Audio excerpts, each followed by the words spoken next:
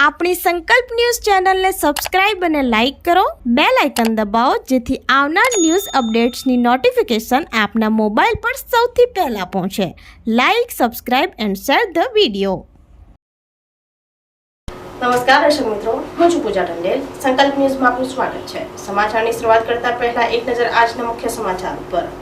વલસાડના ગડોઈ ગામમાં એક સાથે દીપડાનું ટોળું નજરે પડતા સમગ્ર પંથકમાં ભયનો માહોલ. વલસાડ જિલ્લાના ગ્રામ્ય વિસ્તારોમાં અવારનવાર દીપડા દેખાવાની ઘટનાઓ સામે આવતી હોય છે, ત્યારે ફરી એકવાર વલસાડ તાલુકાના ગોળોઈ ગામમાં એક સાથે દીપડાઓનું ટોળું નજરે પડતા સમગ્ર પંથકમાં ભયનો માહોલ છવાઈ ગયો છે. વલસાડ જિલ્લાના સીમ અને ગ્રામ્ય વિસ્તારોમાં અગાઉ પણ અનેકવાર દીપડાઓ માનવ વસવાટ તરફ આવી ચડ્યાની ઘટનાઓ બની ચૂકી છે, પરંતુ આ વખતે ગોળોઈ ગામમાં કોઈ એકાદ દીપડો નહીં પરંતુ આખું દીપડાનું ટોળું એક સાથે દેખાતા લોકોના જીવ તાળવે ચોંટ્યા હતા. રાત્રિના સમયે તેમજ ખેતરો આસપાસના દીપડાઓની અવરજવર વધતા ગ્રામજનો પોતાના ઘરની બહાર નીકળતા પણ ડરી રહ્યા છે. ખાસ કરીને સીમ વિસ્તારમાં જતા ખેડૂતો અને પશુપાલકો માટે મોટી ચિંતા ઊભી થઈ છે. ઘટનાની ગંભીરતાને ધ્યાને રાખી સ્થાનિકો દ્વારા તાત્કાલિક વન વિભાગને સમગ્ર મામલે જાણ કરવામાં આવી છે. ગ્રામજનોની એક જ માંગ છે કે ફોરેસ્ટ વિભાગ દ્વારા વહેલી તકે અહીં પાંજરા મૂકીને દીપડાઓને રેસ્ક્યુ કરવામાં આવે.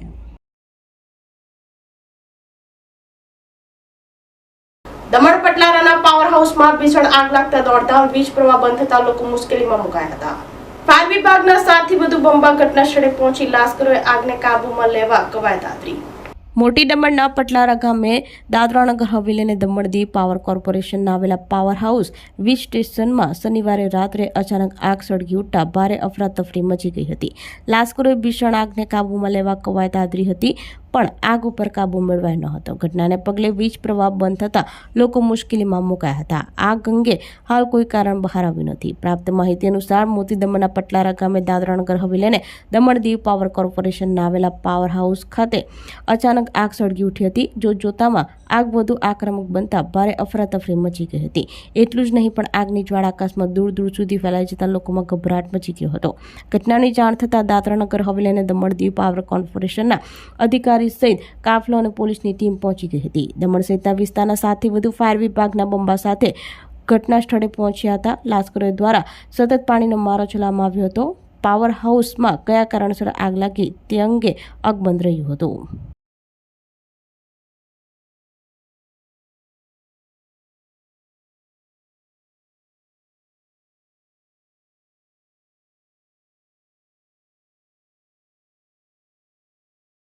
ઉમરગામની બેલા રેસિડેન્સી પાસે વીજ ટ્રાન્સફોર્મરમાં અચાનક ધડાકા સાથે ભીષણ આગ લાગતા દોડધામ.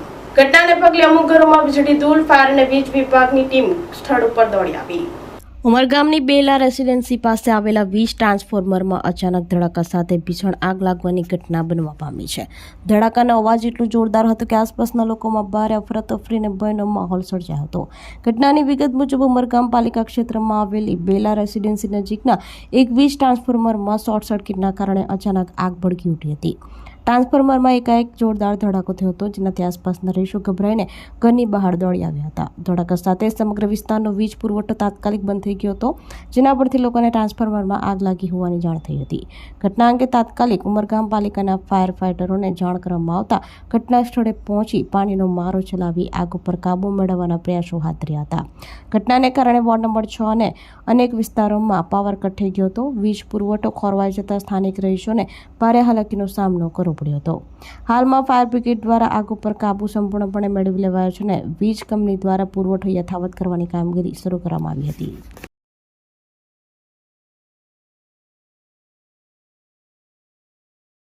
પારડીમાં એક ઘરમાં અલ્બીની પ્રજાતિનો દુર્લભ સાપ આવી ચડતા જીવદયા ગ્રુપે રેસ્ક્યુ કર્યો.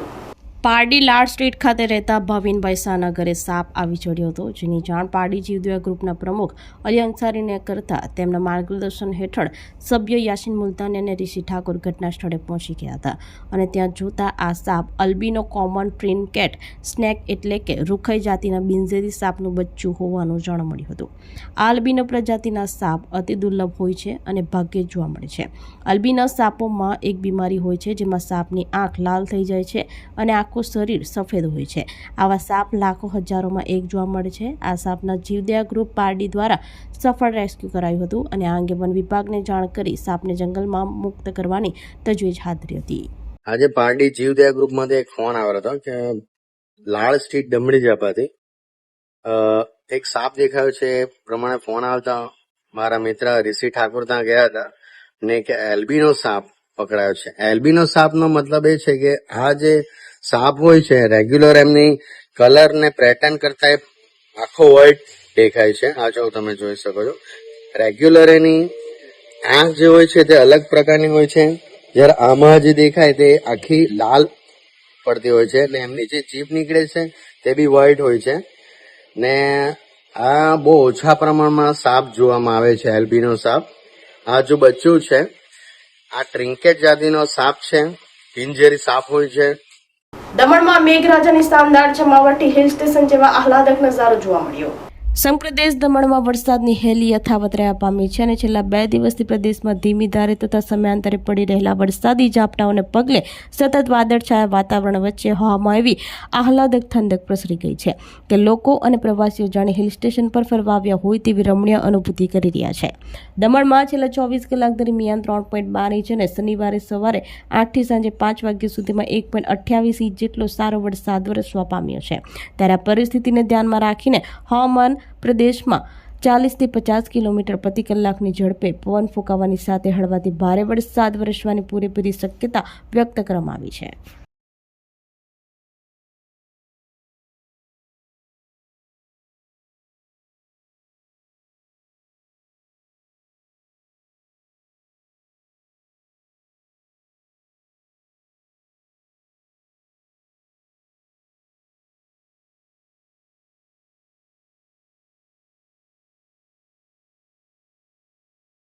પાડી નગરપાલિકા દ્વારા વરસાદી પાણીના નિકાલ અને ગટરની સફાઈને લઈ કામગીરી હાથ ધરાઈ.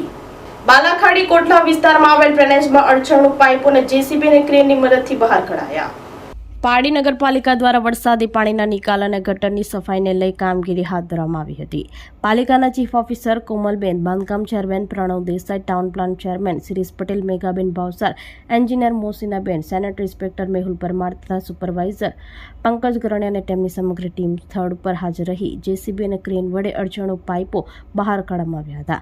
પાડીના બાલાખાડી અને કોટલા વિસ્તારમાં આવેલી વરસાદી પાણીની ગટરમાં અડચણરૂપ બનતા તમામ મોટા પાઇપોને જેસીબી અને ક્રેનની મદદથી સફળતાપૂર્વક બહાર કાઢવામાં આવ્યા છે, જેથી ચોમાસા દરમિયાન પાણીના નિકાલમાં કોઈ અવરોધ ન સર્જાય અને સ્થાનિક રહીશોને હાલાકી ભોગવવી ન પડે. પાડી નગરપાલિકાની આ ત્વરિત અને સરાહનીય કામગીરીથી સ્થાનિક લોકોમાં રાહત જોવા મળી છે.